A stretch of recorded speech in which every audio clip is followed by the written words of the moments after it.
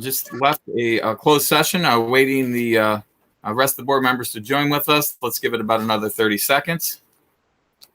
We have Jason.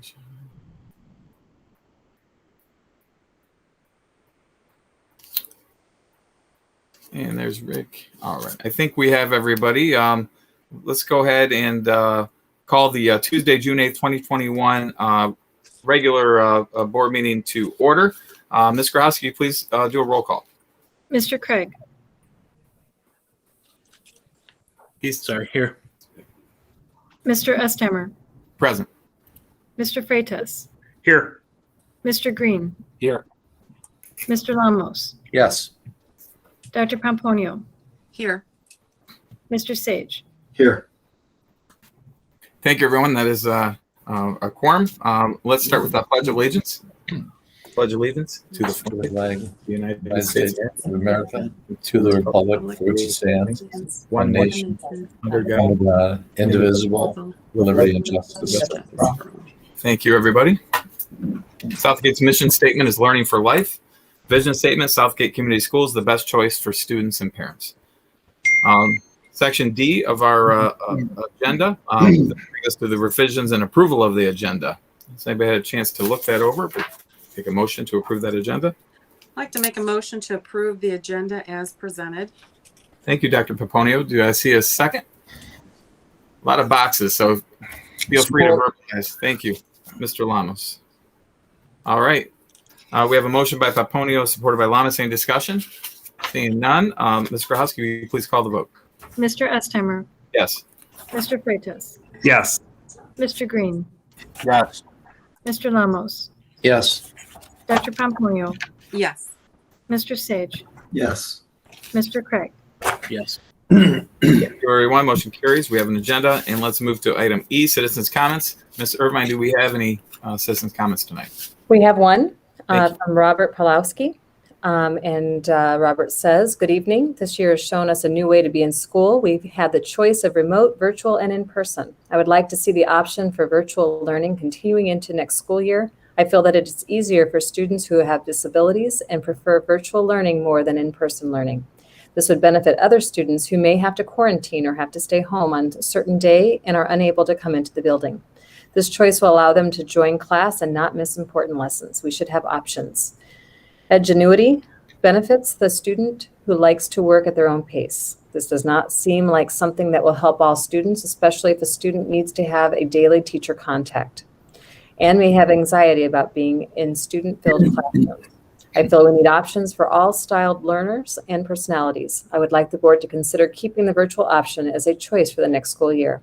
I would like to thank the board for taking the time to acknowledge my comment tonight. I would also like to take a moment to thank all of your wonderful staff and board for all the hard work they've put into making this year happen. This year wasn't easy for the district, especially the decisions you've made, but we got through it.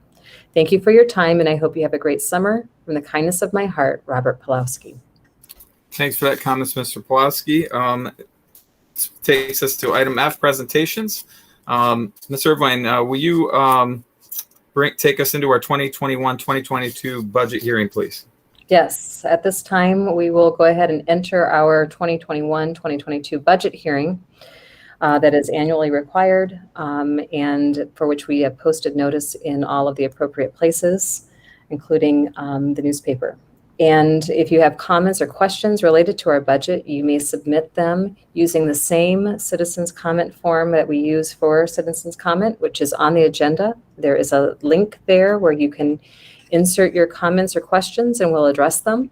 And I will stay connected to that spreadsheet to make sure that I know if those questions are being submitted. So at this time, I will go ahead and turn this over to Barb Wilson, who will be handling our budget hearing today. Thank you, Ms. Wilson. Good evening. Let me get my screen shared.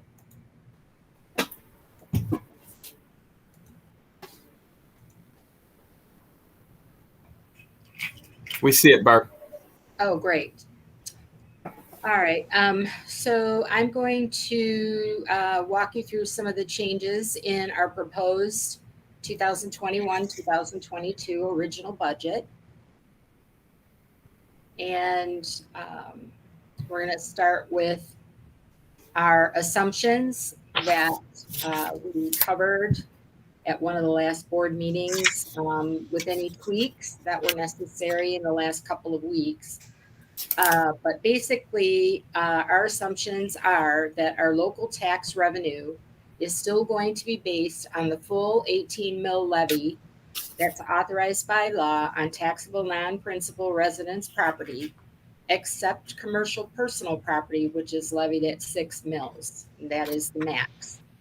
Local tax revenue accounts for 91% of our total local revenue. The state aid foundation allowance is projected to increase by $150 per pupil. We are in 2021 at $8,111 per pupil. So the projection for 21-22 is $8,261 per pupil. Our fall 2021 enrollment is projected to be 2,979 pupils.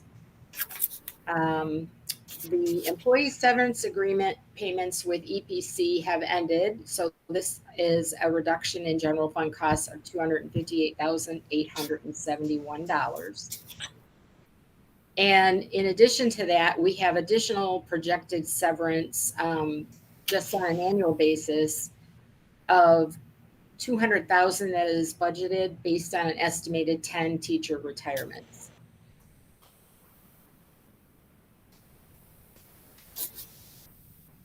Also in the budget is the hard cap cost increase of 3.7%.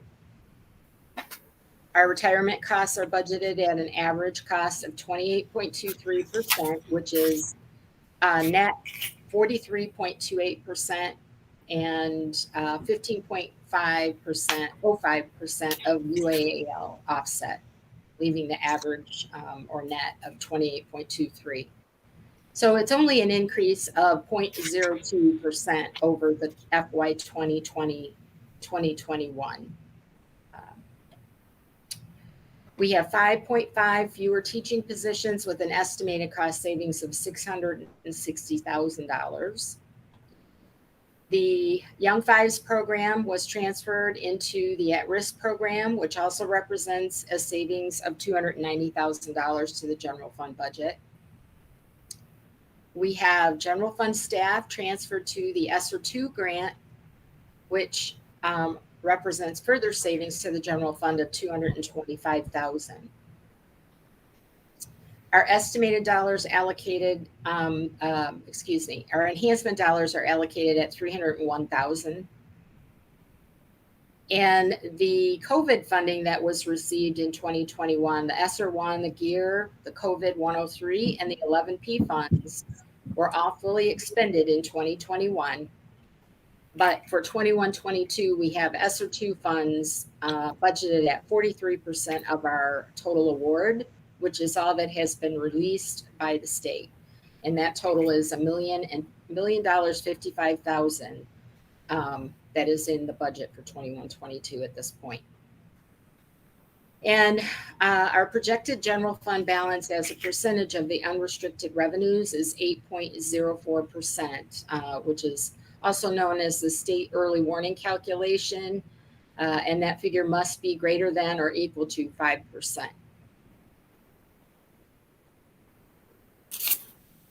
I've also listed some what the unknowns are. And right now, the foundation allowance per pupil is not determined yet. The state is required to complete their budget by July 1. The ESSER 2 remaining allocation for the other 57% has not been released or distributed across any budget expenditures at this time.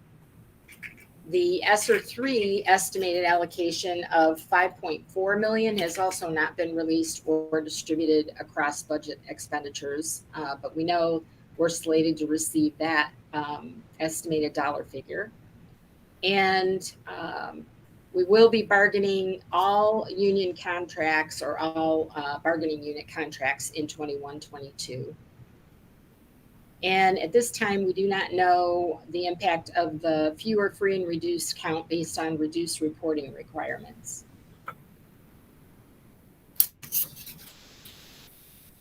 So in summary on the general fund, our estimated ending fund balance at June 30th of 21 per the March 23rd budget amendment was $3,548,117.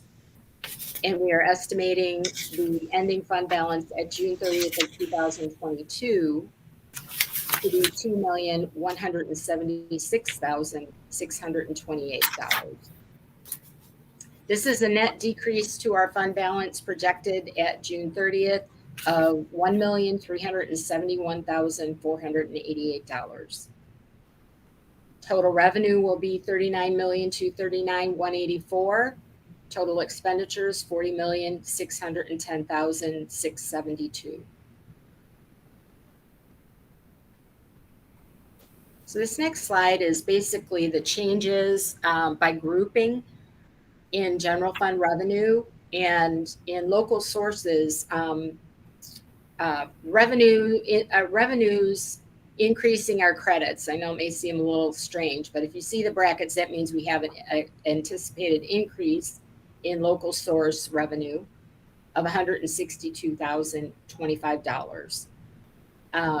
State sources, we have a decrease of $2,218,255. Federal sources, a decrease of $1,143,004. Other sources, a decrease of $99,305. And our incoming transfers are projected to increase by $89,740. So overall, we're experiencing a net loss in revenue of $3,208,799.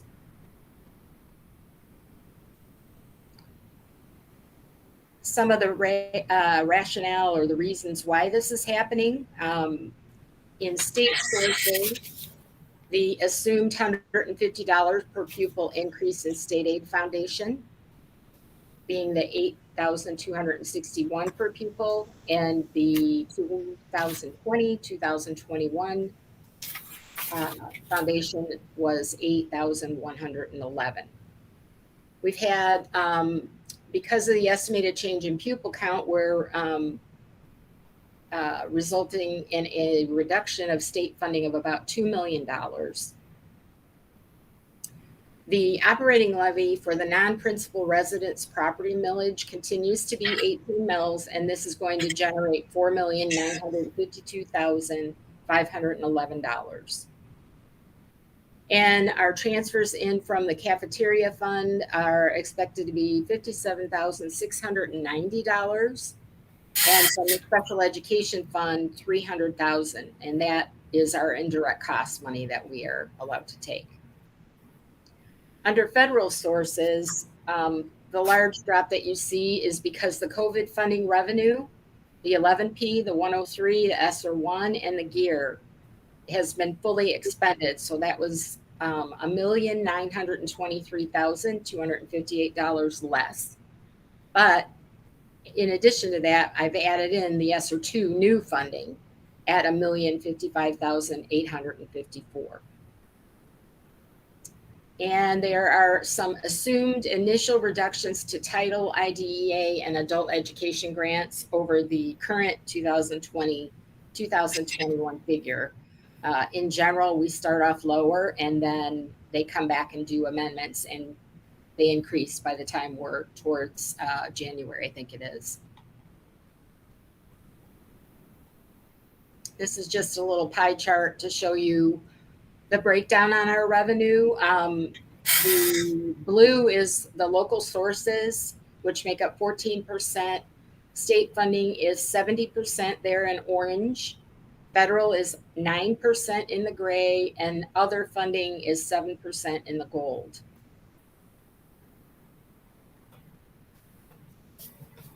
So the general fund revenue, or excuse me, general fund expenditures are also broken down by function area as required by the state.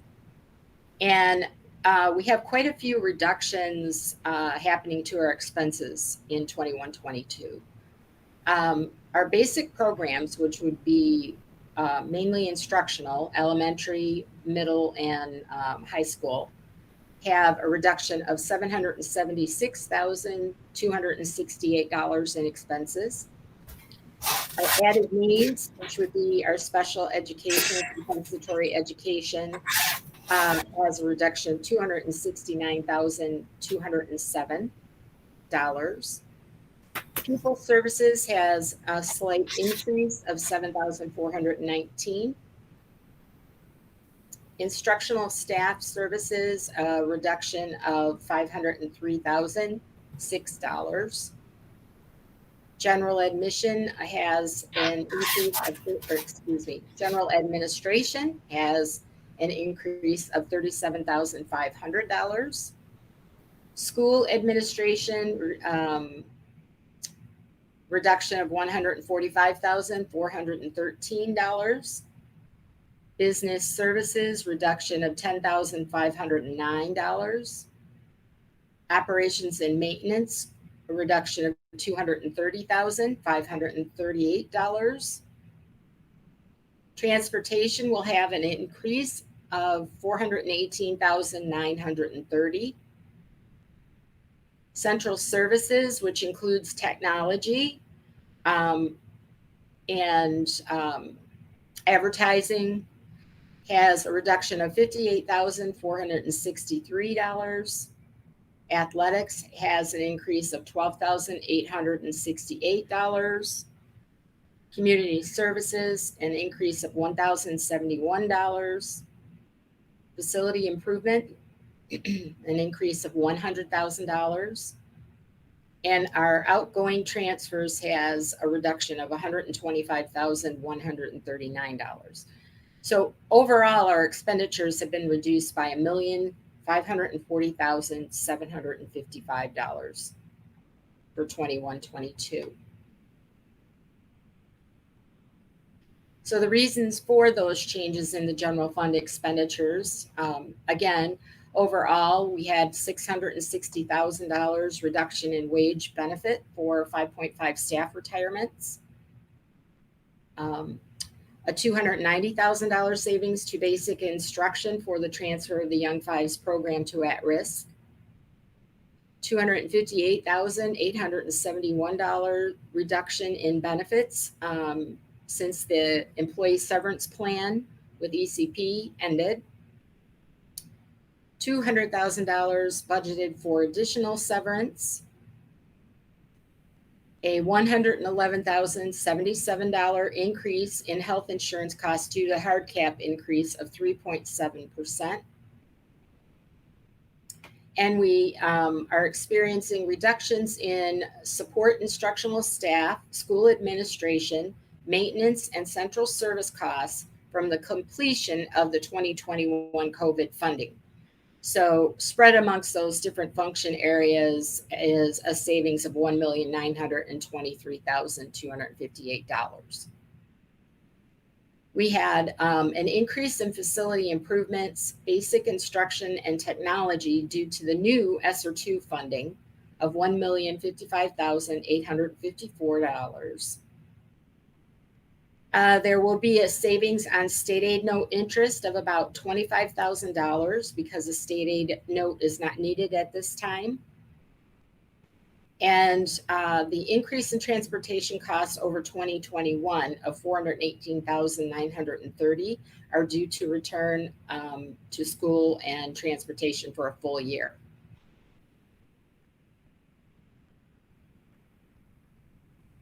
And that takes us into the special education fund revenue. These next few funds, particularly with the special education fund, has to be an in and an out. We cannot carry a fund balance in this fund. So starting with the revenues, we have an increase to the state source revenue of $287,193. No increases to federal sources. The county millage, which is our Act 18 money, we are expecting a decrease in $586,213 at this point. No incoming transfers. So it changed to total revenue of a decrease of $299,010. So the reasons for these changes are that a budget is submitted to Wayne County RESA in February for the following year, and it is approved. And so the budget that has been inputted has been what was approved by the Act 18 committee for 21-22. There were no changes to the federal sources. The state sources, the change in the funding was the state has given us an extra 2% in special education funding in order to offset special education costs. And that is one of the items that is on the table that potentially could change. The County Millage Act 18, there is no changes in this until the first revision is due in November.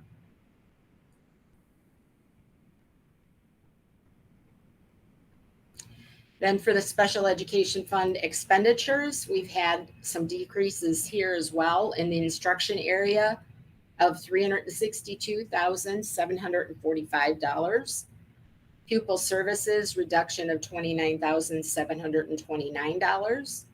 School administration reduction of $7,030. An increase to business services of $2,000. A decrease to pupil transportation of $1,208. And other transactions, we have a decrease of $308 and an increase to outgoing transfers of $100,000. So our net expenditure changes are a decrease of $299,020. And the reasons for this are that overall, again, the budget was submitted to Wayne RESA in February of 21, and this is what was approved. The changes in instruction costs are due to savings on completion of the EPC severance contract again. And then 3 higher paid employees resigned and were replaced with entry-level pay individuals. So the rent is remaining unchanged at $102,000. Our indirect costs are 12% of the total allowable direct costs. And the transfers indicate a slight increase due to additional indirect cost allocation for this coming year. And we anticipate changes after the first revision is due in November.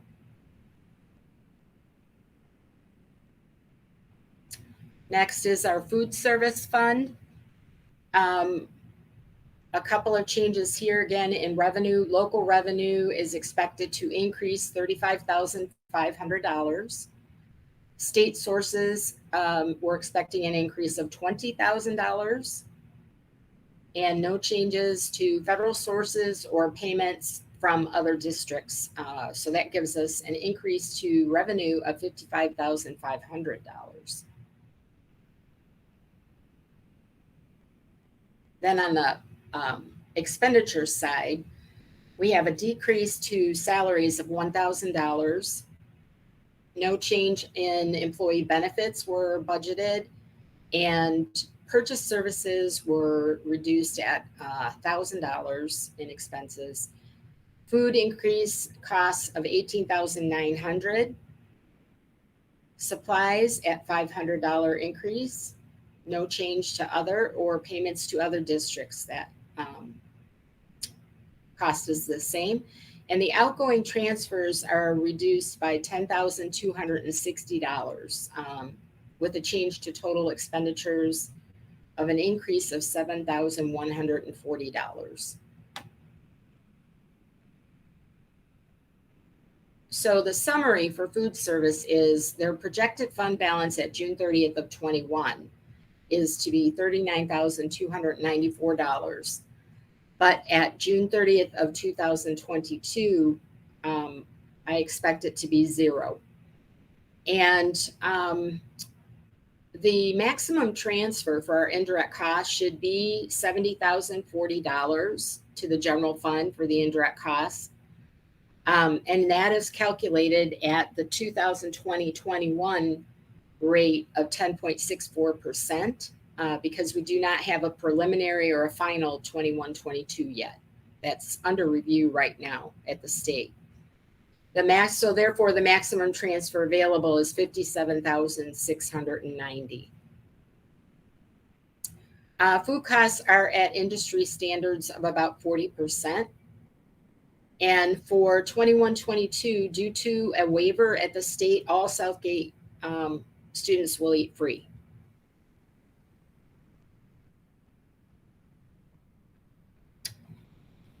Community Services Fund, our revenue here. So this is going to include our latchkey, our preschool, and our enrichment. So local sources, we're expecting an increase to revenue of $141,468.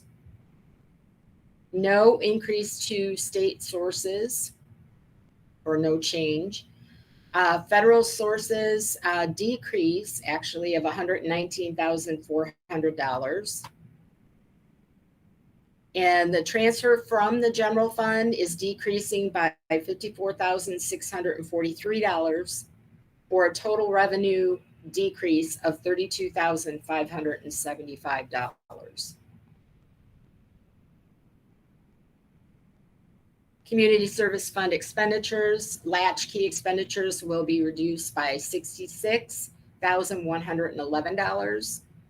Preschool will have a reduction of $5,814. Expenses to adult enrichment will increase by $39,350. No outgoing transfers, and total expenditures will decrease by $32,575. So the summary for those changes to the Community Services Fund are due to latchkey revenue being decreased because 3 sites are now going to be run by the YMCA, and Southgate will operate 2 buildings in 21-22. Our preschool revenue is also decreasing due to GSRP, and the Southgate will operate 2 rooms, a 3-year-old room and a 4-year-old room, for those who do not qualify for the GSRP program. And there are no anticipated transfers from the general fund to Community Services Fund in 21-22. Okay, our last fund is the Student School Activity Fund. And this is the fund that was talked about for the last couple of years as a result of the Governmental Accounting Standards Board number 84. And then it was paused for a year. And so now it is in effect for the 2021 year and beyond.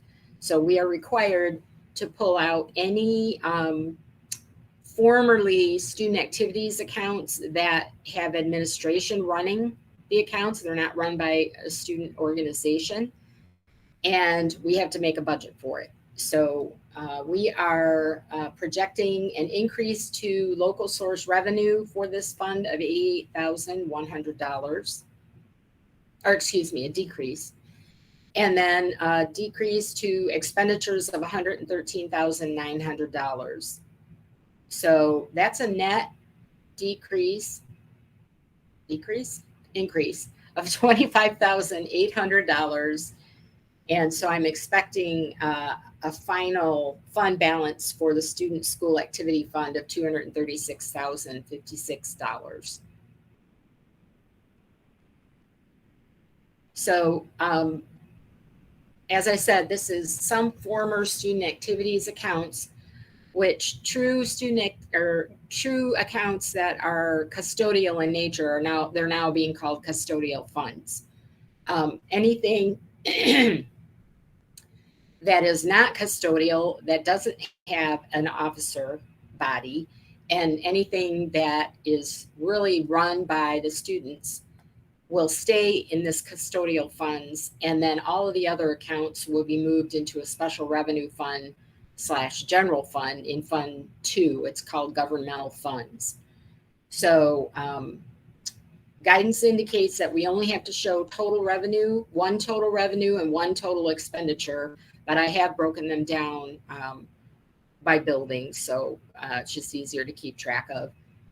And in this, it's important to remember that there's no food, no flowers, no donations, no gifts, or any other unlawful expenditures by a governmental unit that can be charged to this fund. So, and that's it. Are there any questions or comments? Yes, I have a couple. My first one is with the athletic budget. Is that the current budget that's operating under what the board had allocated previously? The 12,868, is that a decrease or increase? So let me come back up here. Are you talking about for 21-22? Yes. It was 12,000. Yes, there has been enhancement money that has been allocated to athletics. Okay. And the other question I have is, you mentioned that there's 418,000 that we will be increasing in expenses for next year for transportation. So Yes. for the past year and a half, have we been able to save that funding, those expenses? Yes. Okay. In 1920, we were still obligated to pay all but what they call a snow day rate. So once the school shut down, they gave us the snow day discount from the middle of March through the end of the school year. And they're still continuing to give us a snow day rate, I think, depending on how many runs they have to do and whether they have coverage. And I'm still seeing a slight credit coming through after school returned in January. So we have a savings from the beginning of the school year. And Okay. that 400,000 is because we're anticipating a full year of service with no snow day rate anymore. Okay. And the other question I have, and I know you have it in there, you budgeted for the decrease in the millage funding because of the charter schools that we're sharing that with? For 21-22, it's our last year of the non-charters being in. Okay. So that's year 6. So it'll be Oh, good. 22-23 where we have to experience that cut. Okay. And that's all I have. Thank you. That's All right. Thank you, Dr. Paponio. Mr. Green.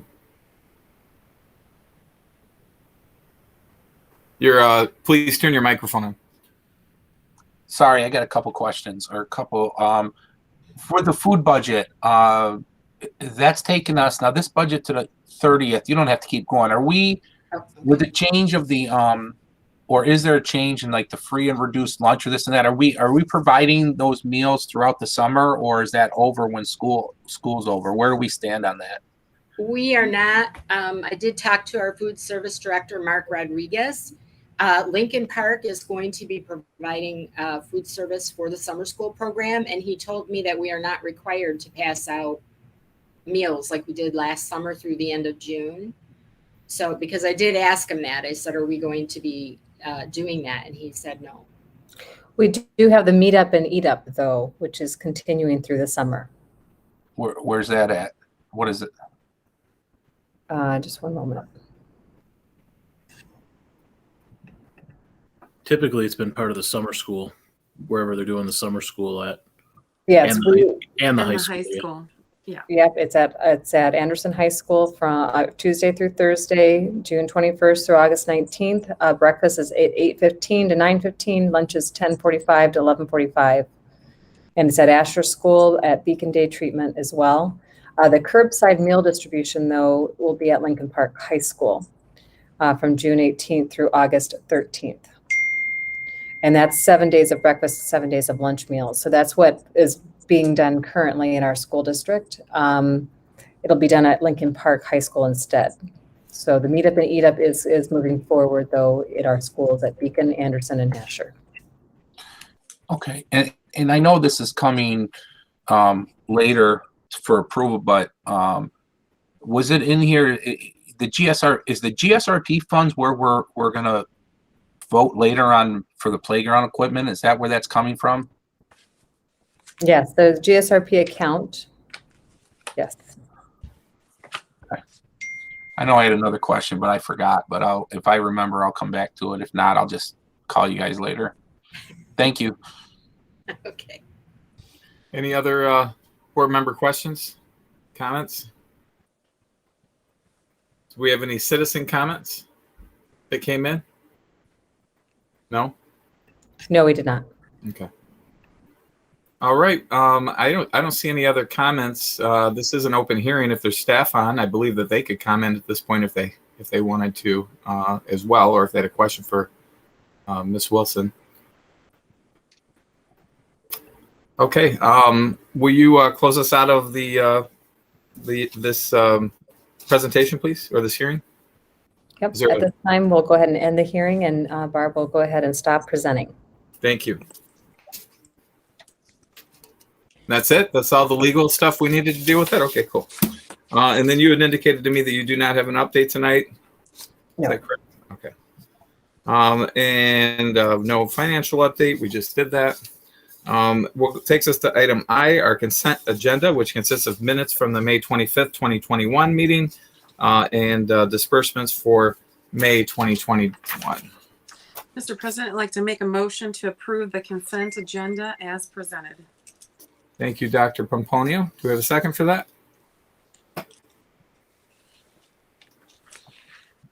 Support. Supported by Mr. Sage. All right, any discussion? Seeing none, Ms. Grahowski, will you call the question? Mr. Freitas, Yes. Mr. Green, Yes. Mr. Lamos, Yes. Dr. Pomponio, Yes. Mr. Sage, Yes. Mr. Craig, Yes. Mr. Estheimer. Yes. Thank you. Motion carries. We're going to the actionable items now on our agenda. Item J, starting with our approval of the 2021 tax rate request form, the L4029. Who'll be presenting this? I will transfer this to Barb. All right. I have included in your board packet a memo and the document of the L4029. And it basically is explaining the 2021 tax rate request. And we are not asking for any changes in our levies, still 18 mils for our operating and 5.85 mils for our debt. Okay. Any questions for Ms. Wilson? No? All right. And I'll be in later this week to sign that document, okay? All right. Do we have a motion to approve the 2021 tax rate request form?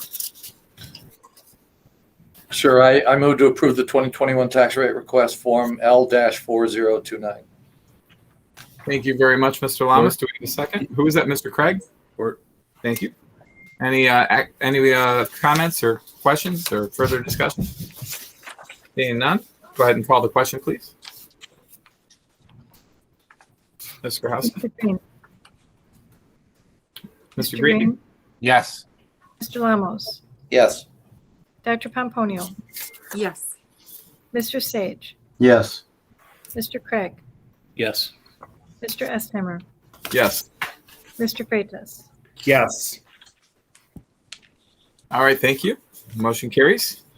Moving to action item number 2. This is approval of the FY22 budget.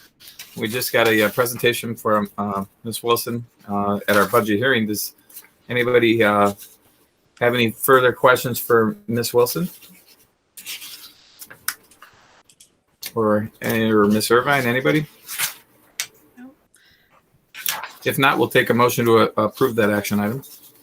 I'd like to make a motion to approve the 2021-2022 original budgets for the General Operating Fund, Food Service Fund, Special Education Fund, Community Services Fund, and the Student School Activity Fund as presented. Thank you, Dr. Paponi. Do we have a second?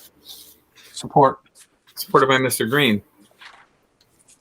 Any further discussion? Seeing none, Ms. Grahowski, would you please call the question? Mr. Lamos, Yes. Dr. Pomponio, Yes. Mr. Sage, Yes. Mr. Craig, Yes. Mr. Estheimer, Yes. Mr. Freitas, Yes. Mr. Green, Yes.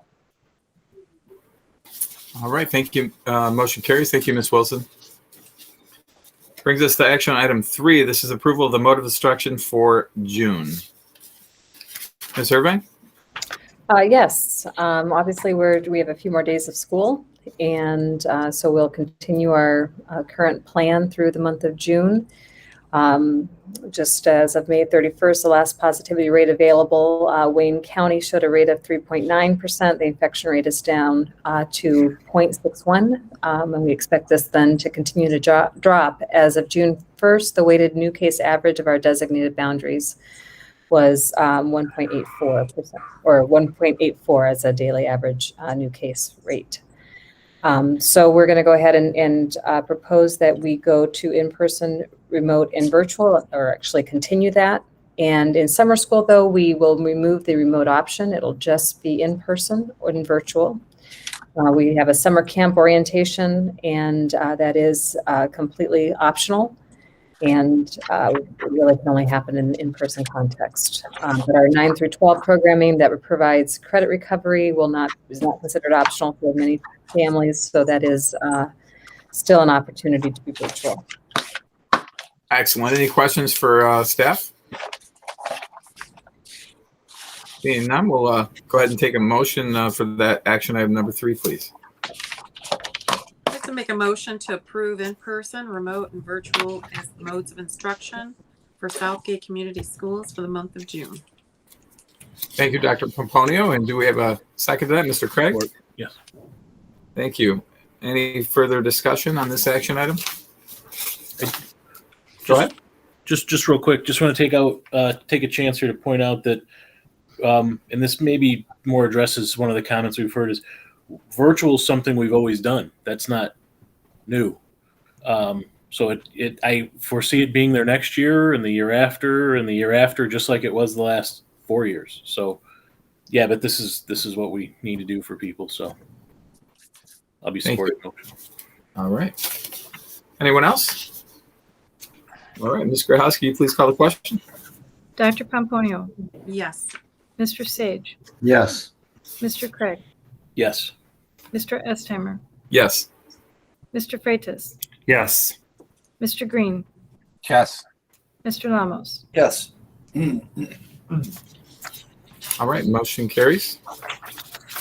We're going to move to approval of the Anderson High School Baseball Field Drainage Project Award, which is action item number 4. And Ms. Irvine? Yes, we do have Plant Moran Cressa here to talk a little bit more about this particular project and the award that they're recommending. He made it back to the table just in time. Hey, Rob. I'm back. I've been here. Just I know. doing the kid thing. So, Great. nope. Here today that we have a package for. This is for the high school baseball field drainage project. This is related to the drainage and the infield of the baseball field over there. In the last bond program, there was drainage installed in the outfield. So in this bond program, we had it intended to install on the infield for that ball field. So included in this package here today is the recommendation letter, budget summary, the recommendation letter from the athletic designer Foresight, a bid tabulation, and the contractor's proposal is attached. So in summary of the award recommendation letter, contract documents were issued on April 29th. They're publicly advertised and posted on the required websites. On May 20th, we received sealed proposals and were publicly opened.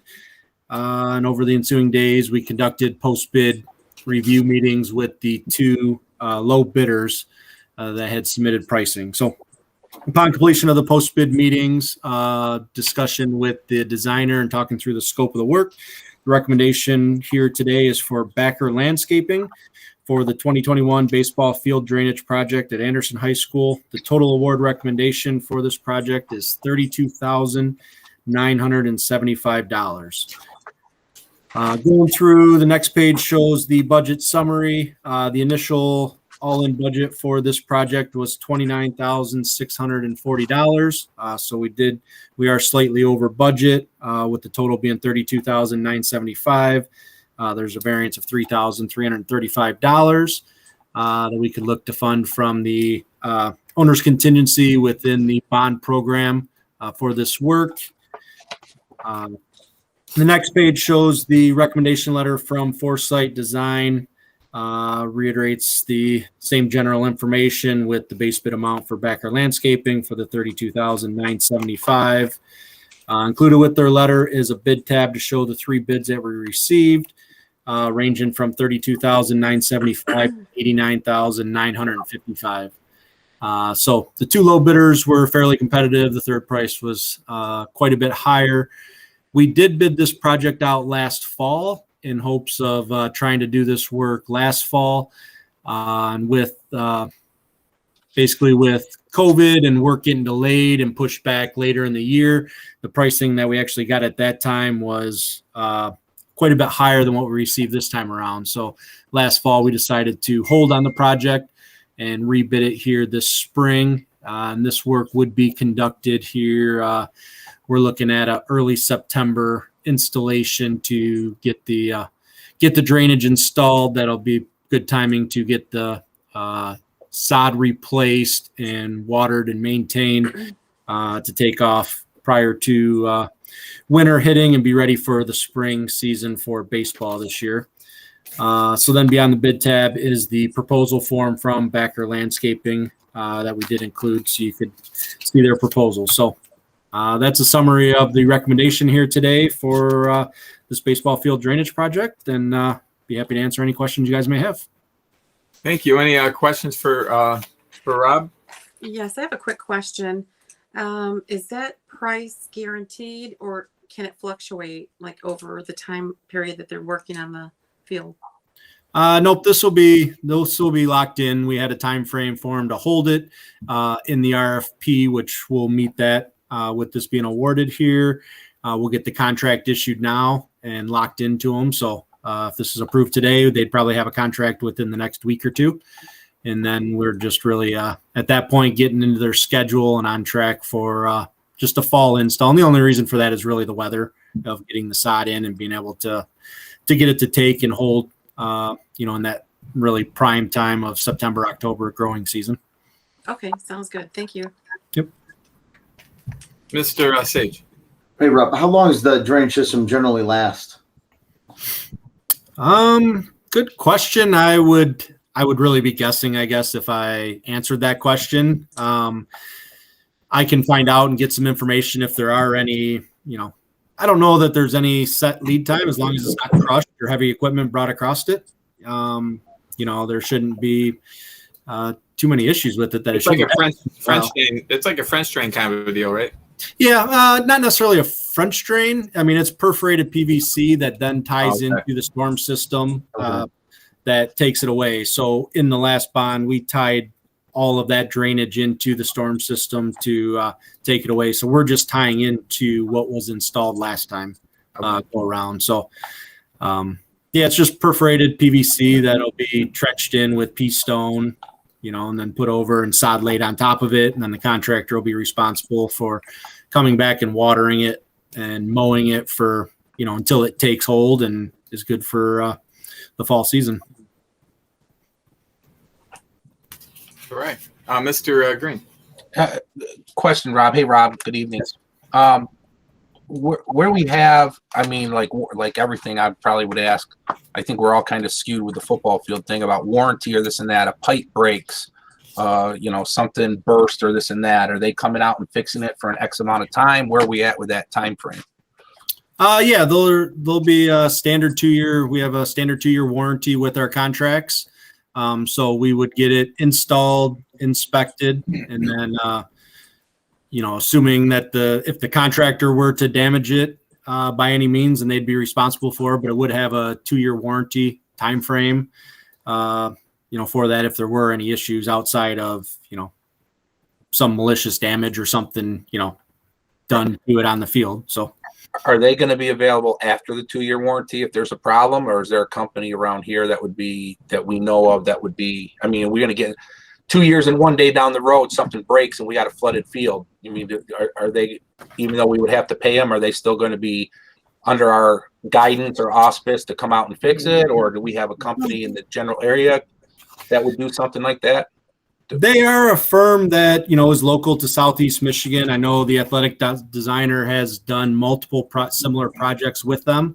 The two companies that were the low bidders that we were looking at were all Southeast Michigan companies that do this type of work, you know, all around the state with the designer. So, I mean, they should be around, should be available if something, you know, were to happen. But, you know, barring something catastrophic happening on the field, really, you know, it's just drain tile being installed, you know, under the field. So unless we're driving some heavy equipment out there that crushes the pipe, it really should hold up for quite a long time. You shouldn't have issues. So, okay. Thank you. Welcome. All right. Any other discussion? No? All right. We'll look to get a motion here then to approve that drainage project award. I'd like to make a motion to approve the award of 2021 baseball field drainage project for Anderson High School to Becker Landscaping in the amount of $32,975. Thank you, Dr. Ramponia. You're welcome. Supported by Mr. Craig. Yeah. Any further discussion? Seeing none, Mr. Husky, will you please call the question? Mr. Sage, Yes. Mr. Craig, Yes. Mr. Estheimer, Yes. Mr. Freitas, Yes. Mr. Green, Yes. Mr. Lamos, Yes. Dr. Pomponio. Yes. All right, motion carries. Thank you, everyone. Thank you, Rob. Takes us to action item number 5, approval of the contract with Power School. Is there everyone who will be presenting? I'll go ahead and initially Okay. present, and then Dr. Baker Herring is available for any additional questions. Thank you.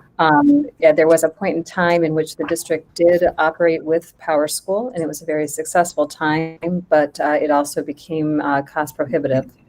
And I know there were some reductions at a point in time, and I think at that time, the district believed that MyStar might be free to the district. Did not end up being free, and Wayne Reitha is now assessing some additional costs to our total package that now makes Power School a comparable and something that we can afford in a relatively easy way. The bigger issue, though, is that MyStar does not talk to Schoology.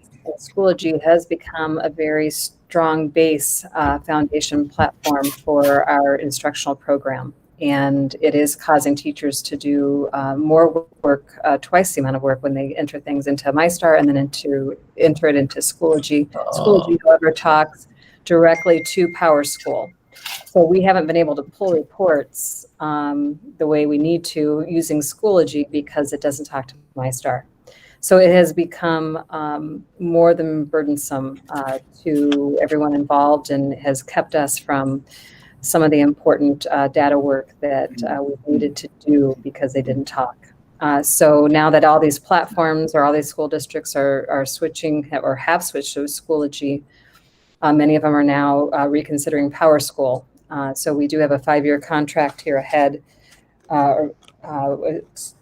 We have some multi-year contract ahead for us, and we'd like to go ahead and approve that and move over to Power School. So. Thank you. Dr. Bacon-Herring, did you need to add anything to that?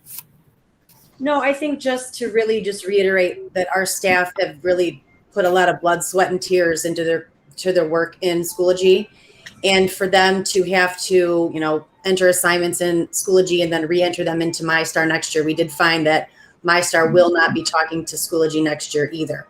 So they would have to leave Schoology to do attendance in MyStar, go back to Schoology to, create assignments and assessments, and then go back out to MyStar to then add those assessments in there. So it's just dual entry that is just, like Ms. Irvine said, just burdensome. Any questions for staff? Mr. Green. It's more of a comment. I totally can speak from firsthand experience that dealing with MyStar and Schoology is a absolute bear, back and forth. So I think what needs to be pointed out too, to maybe the community or whomever, MyStar is what the state of Michigan, right? You know, or Schoology is what we're going to, but MyStar doesn't interface, or when we talking about talk to. So I guess to kind of make it more clear is Illuminate is a part of like the MyStar program. So Illuminate is an assessment. You give the assessment and it would go right into MyStar. So it speaks right into it.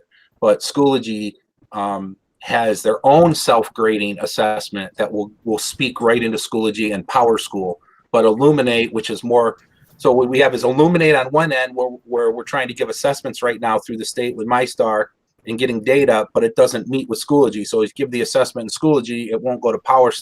It's kind of like changing your tire and then turning around and changing it again before it gets done. You know, you're doing the same thing twice. So that's why what they're trying to say about speaking to it, why it makes more sense if we're staying with Schoology, which we are, to make it compatible with Power School. They just go hand in hand. It's like, you know, Reese's chocolate and peanut butter, right?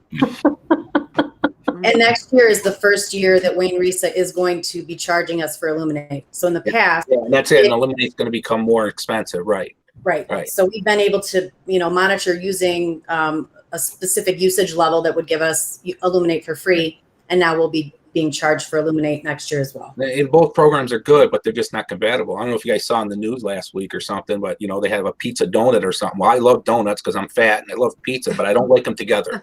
And that's the same thing going on here, right?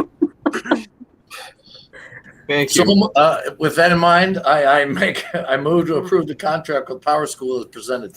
No donuts included. Support. All right. Motion by Rick, supported by Andy. Any further? Go ahead, Mr. Craig. I just think it's important to point out that, as we go forward, technology is becoming more and more important in education, and it's important that we find things that work together and don't fight each other. And so that's why I support this. So in the future, anything else we find that works better together, I'm going to be in support of. So thank you. All right. Any other comments or discussion? Seeing none, Ms. Grohowski, please call the question. Mr. Craig, Yes. Mr. Esthammer, Yes. Mr. Freitas, Yes. Mr. Green, Yes. Mr. Lamos, Yes. Dr. Pomponio, Yes. Mr. Sage. Yes. All right. Thank you. Motion carries. All right. We're on to action item number 6, which is the approval of the 2021-2022 board meeting calendar. Ms. Irvine. Yes. So as has been customarily introduced at this board meeting annually, you have the contract or the calendar for the 21-22 school year. And the highlights of it has a single meeting in July, July 20th. If something comes up, though, related to the bond, the way we were able to pull together the meeting for the steel package, for instance, there may be a couple of those that we may have to just pull a quorum for in that case. But that's one of the highlights. And then we have work sessions built back in the way we've been doing them for the last few months. And that's moving forward as well. So, Thank you. I don't see the July. I don't see a July 2022 meeting at all.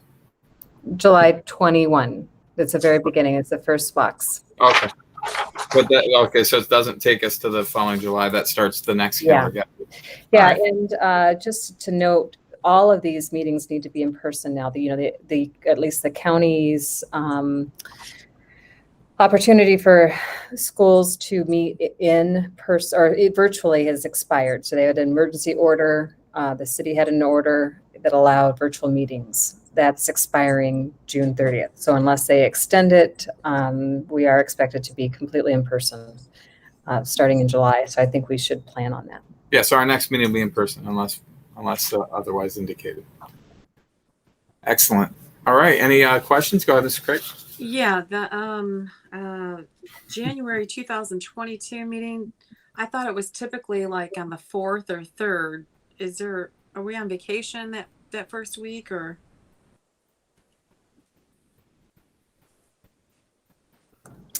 Did you Teresa, did see you any notice comparison anything? for that? Let me take a look real fast. We're the second and the fourth Tuesdays. That it would almost be Okay. impossible for it to be the third or the fourth. Yeah. Okay. I got a question. Sorry. That's okay. I'm just sorry. Mr. Craig had his hand up. I'm just Sorry. Go ahead, Yeah, Jason. I'm sorry. No, sorry. So just I guess kind of speaking as a group here, my thoughts are we meet in person regardless of if the order gets extended or not extended. I don't know what anybody's thoughts are, but I'm ready to start meeting back in person. I agree. With these. Yeah. That's what I was going to say. We have the 5th Tuesday this month, and I think we did it because I talked to Tim and I talked to Sharon. I wasn't sure if the rest of the board could refresh me. Instead of the 4th, we went to the 5th Tuesday. I don't know if that was because we were trying to give our time if we needed a budget, but we're scheduled for the 5th Tuesday this month, but that's still in June. So you guys said July. I'm good with, this 5th Tuesday with the next meeting in 3 weeks, meeting in person. Now I was going to say the same thing Jason said. Yeah, I'm okay with that. Right. Yeah, I absolutely. agree. I've been ready to meet in person for a year, so let's do it. Anybody else? Anybody else have any more comments or questions for Ms. Irvine? If not, we'll accept a motion for that to approve that calendar. Mr. Make a Craig. motion. Oh, I'm sorry. I'll move to approve the 2021-2022 board meeting calendar as presented. Thank you. Dr. Proponio, second. Support. All right. And I don't see any further discussion. So, Ms. Grahowski, please call the question. Mr. Estheimer, Yes. Mr. Freitas, Yes. Mr. Green, Yes. Mr. Lamos, Yes. Dr. Pomponio, Yes. Mr. Sage, Yes. Mr. Craig. Yes. Thank you. Motion carries. We have calendar.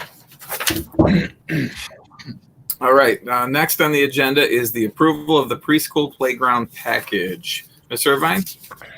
Yes. As we look at our preschool programming for next year and moving preschool programs into elementary schools, we do have a responsibility to ensure that our preschool playgrounds are ready to receive students and that can meet inspections so that the play equipment is of preschool age appropriate and in repair, the quality repair that it needs to be in.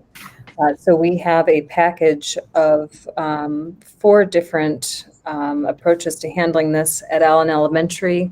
We have a couple of playground pieces. There's a teeter-totter there that's been broken for a while and that needs to be removed. And we have a couple of pieces that might be added. And that's included.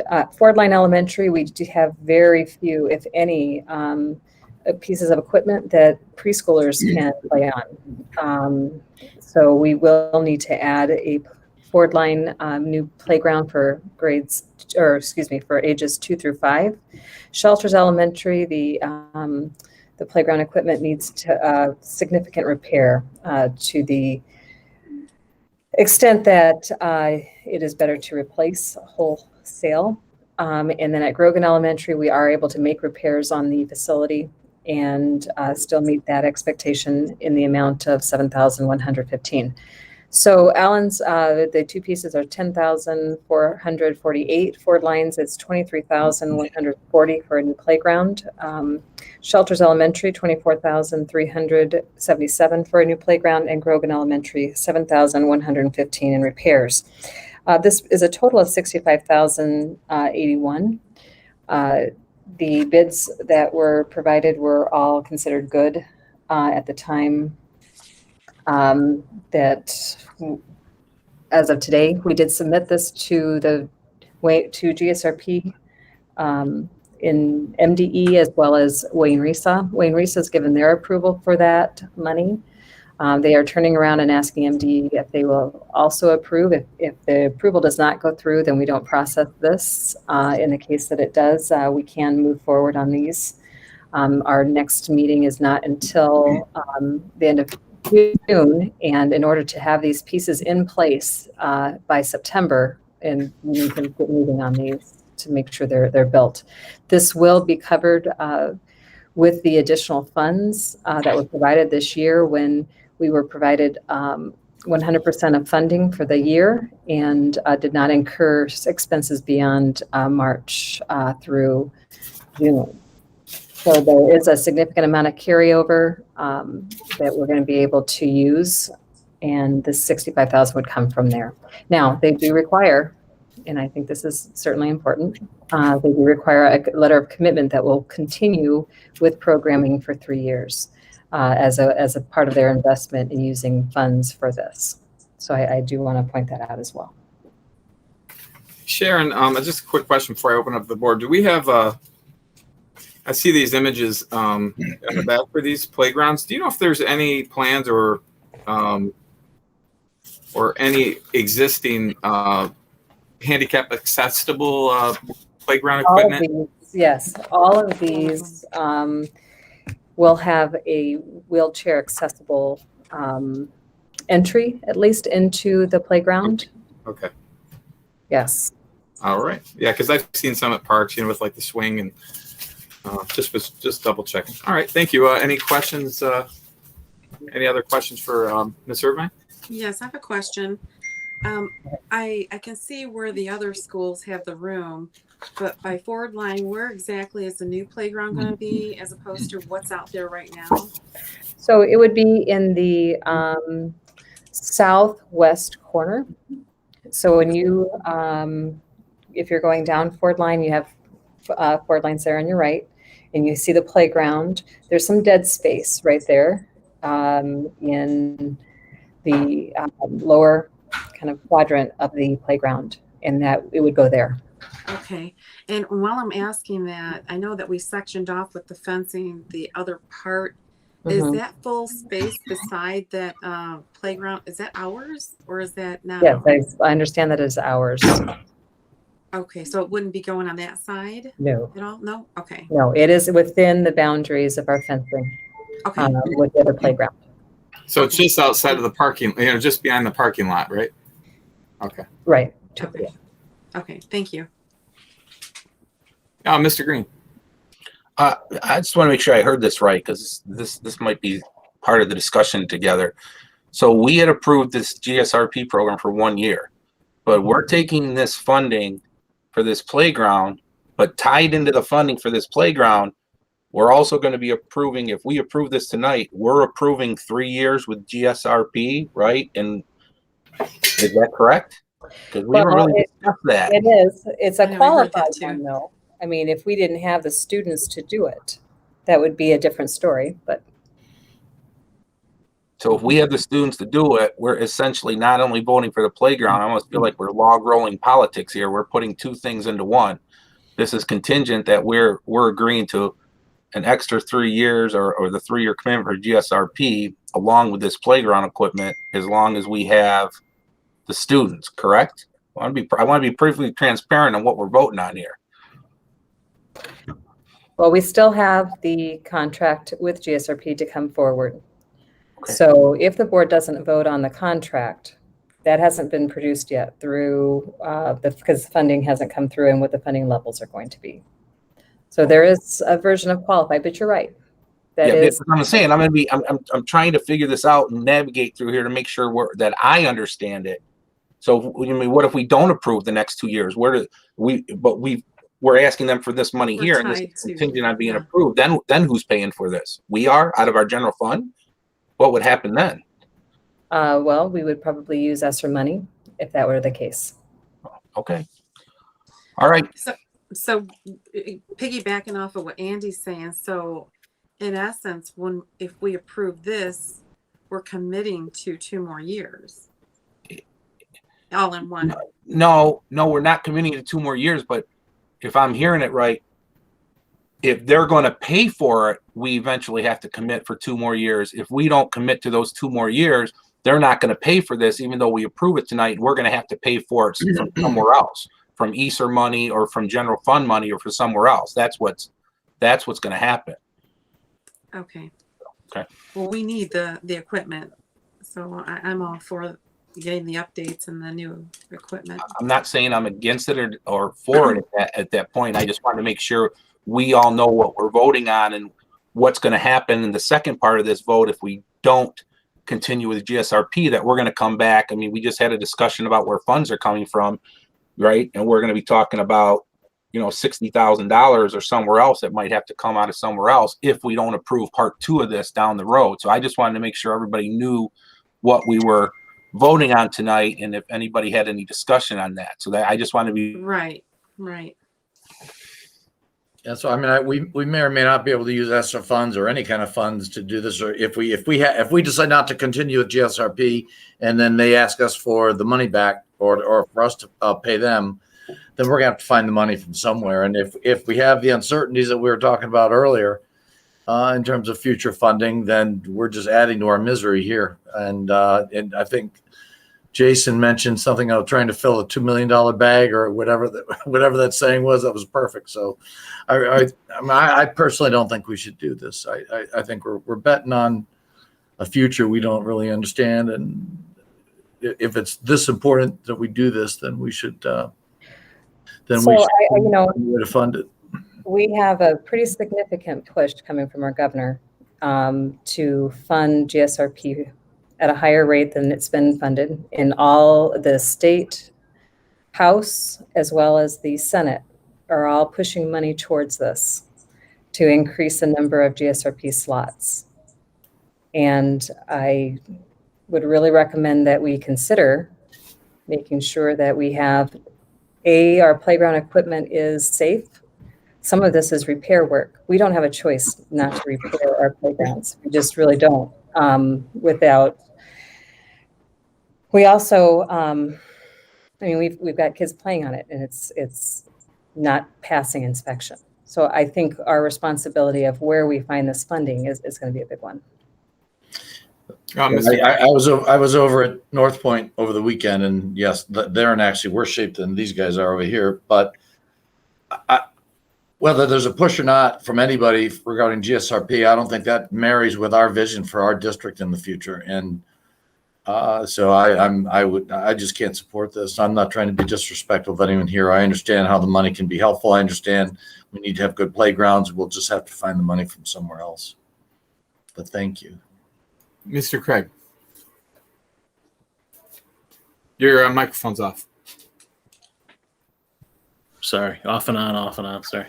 So if I'm understanding this right, though, we're basically looking at this is what it would take to bring these playgrounds up to what I think is maybe an acceptable standard. Now, maybe the money comes from GSRP and maybe it doesn't. I guess the question we have to ask ourselves as a board is, do we want to spend $10,000 at Allen, $23,000 at Ford Line, $24,000 at Shelters, and $7,000 at Grogan, bringing these playgrounds up? Now, where the money comes from, I think I got to be conservative about where we spend money and how we spend money and everything. But I don't know that each of these would be a poor choice of a way to spend some money, given where we're at. And I mean, with liability, one person gets hurt on one of those playgrounds, one person does something, and that could be all of this money real quick. So I guess I think if we break this down, am I in support of maintaining our buildings, maintaining our playgrounds, and putting this $65,000 into that? I say yes. I think I am in support of doing that. I haven't seen anything to show me I'm not. Now, again, the question will come up at another point of GSRP. Do we support it? Do we take it? Do we commit to 2 more years of it? We've already done part of a year, right? And how did that? We're signed up. We have families that are interested, and they're near full. So that would be year 2 of the 3-year commitment, right? Right. And that would pay for itself. That program would basically pay for itself. It would pay for itself. So that's going into 1 year. So we're maybe looking at 1 more year. I don't know where that's at. That's a whole other package that I gotta evaluate, when it shows up. That hasn't shown up here. No, it hasn't. I'm just looking at playground equipment and a possible way of funding it. I guess that's the way I'm looking at this. So I guess I'm not ready to say no to the whole thing because I'm ready to say yes to this, but I might have to, agree with Rick at some point. I just got to look at where the numbers come out and what that means, in the future. But I think on this, I'm ready to say yes, just because wherever we pay for this from, it's I think it's necessary stuff. Just looking at some of our playgrounds and what kind of shape they're in, it's pretty rough. So, thank you. Almost exactly what I was going to say. Mr. Green. Yeah, I just wanted to be really clear that I'm not anti playgrounds or safety. I agree. I just wanted to make sure that we've been, I'm not calling anybody out in administration or this and that, but over at least the course of 5 years that we've been here, a lot of us, we've been, kind of bombarded with this happened. Well, when you did this, we agreed to that, and we get kind of get blindsided by that. And then we're going back and looking at minutes, whether something was voted on or said or not. So I just thought it'd be best to be proactive and throw it all out there right now to see exactly what we're dealing with. So if we approve this tonight, then we know that down the road, if we don't approve the GSRP, then we still need to get that money from somewhere to do this. That's the only reason I brought it up. So we all knew where we were at. Thank you. Tim, I have a question. Mr. Sage. Sean. Sorry, I've raised my hand a few times. I just want to get somebody's attention. It's outside the screen, though. You know that, right? You're over here. I'm just going to wave my hands next We time. only see your arm, dude. Is it an all or none? Or is it, for the first year, you get X amount of dollars towards this? Or do you have to fulfill the 3-year So commitment? this is carryover money. So we started the program. We got 100% of the funding. We got $500,000, over $530,000. $530,000.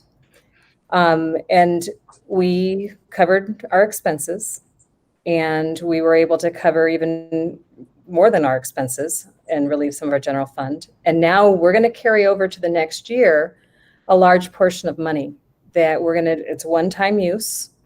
It was intended to support our efforts to start up programming. So part of that is making sure that our preschool programs or preschool playgrounds can pass inspection, and that we have sources and places for kids to play that are within the 2 to 5 age range. So that is our responsibility at this point. That's what some of that additional money was there for, and we've been able to use it in quite a few ways. And as we come to the amendment, we'll have an opportunity to show that, how we were able to use. We just haven't done the final amendment yet for this particular school year. Okay. So it will carry over, and we will need to find a way to use it. We know it's carrying over for 1 year.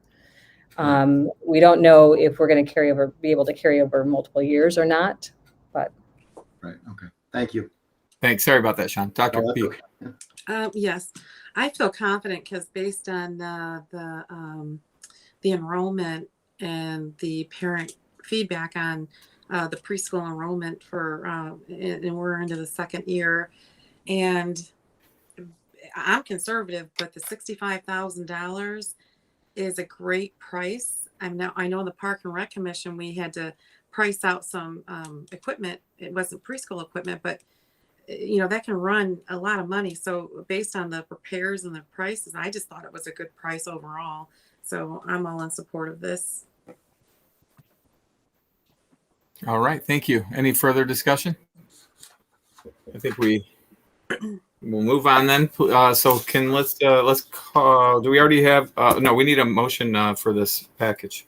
I'd like to make a motion to approve the preschool playground package as presented. Thank you. Do we have support for that? Support. Supported by Mr. Green. Any further discussion? Seeing none, Ms. Grahowski, will you please call the question? Mr. Freitas, Yes. Mr. Green, Yes. Mr. Lamos, Respectfully, no. Dr. Pomponio, Yes. Mr. Sage, Yes. Mr. Craig, Yes. Mr. Estheimer. Yes. Thank you, everyone. Motion carries. That concludes the actionable items on our agenda. So we're going to go to item K. Any employee representatives tonight? No. We don't have any. And go to L, information and announcements. Yeah, I'll chip in here. I rarely do, but everyone saw the graduation ceremony. I mean, it was a beautiful day. The venue was beautiful. The band was great. The whole thing was really well orchestrated. The speakers did a great job. It was really a pleasure to be there. I was honored to be there. So thanks to everybody and congratulations to the graduating class and Thanks. the teachers. Next up, I saw Mr. Green, then Dr. P. I echo what Rick said, and to the band and the color guard and everybody who participated in the administration. They did a great job. Good luck to the underclassmen on their final exams coming up. And the next time we meet will be in summer. So I wish everybody a safe and happy summer. And hopefully after a year and a half in September, we're back to some normalcy for all of us and everyone. And again, I say this every time, and I'll say it again. Make sure you tell the people you care about them, that we're all in this together, and have a safe and happy summer. Thank you, Mr. Green. Dr. Paponia. Yes, a couple things. The first one, I just want to say that definitely very proud of our students, and not only that, and as an alumni, just being able to be out there and seeing all the students graduate at the same time with their parents watching. It was a great sight to see. Hopefully we can get back to a better normal next year. But the other thing I just want to say, I always like to, tell the people I appreciate, the staff and administrators, but also we don't forget, I'd like to really thank our staff and administrators at Beacon and Asher. We don't forget about you. We think about you in our decisions and everything that we do. So just want to appreciate those two buildings, the staff and administration. Thank you. Anyone else have any comments tonight? I have a few here. So first, I also want to say what an honor it was to attend both the Anderson and Asher graduation, and how beautiful it was on our own turf field. Beautiful. It was the first time I actually put my feet on that field, and I was impressed beyond words. Thanks to the staff and the parents, and for all that they did to make that day such a beautiful, special day for the graduates. And then secondly, a little bit on a personal note, on behalf of my family, I wanted to thank everyone here, staff, unions that reached out to me, parents, and even students, all that reached out to show their support and prayers and love to me at this difficult time for myself and my family. Countless texts, phone calls, emails, beautiful cards, just a small sample of some of the floral arrangements that I received from a few people in this room, and I'm very grateful for that. And it just really says a lot about this community, and it says a lot about this team. So, and I really appreciate it. So on behalf of my family, I just wanted to say thank you so much. I appreciate it. And with that, I'll take a motion to adjourn. I want to stay all night. I got nothing to do. So moved. Moved by Mr. Lamas, a second. Support. Supported by Mr. Craig. Any further discussion? Seeing none. Ms. Grosky, roll call us out, please. Mr. Green. Yes. Mr. Lamos. Yes. Dr. Pomponio. Yes. Mr. Sage. Yes. Mr. Craig. Yes. Mr. Estheimer. Yes. Mr. Freitas. Yes. All right. That concludes our meeting at 8:25 p.m. Thanks, everyone. I love you very much. Thank you.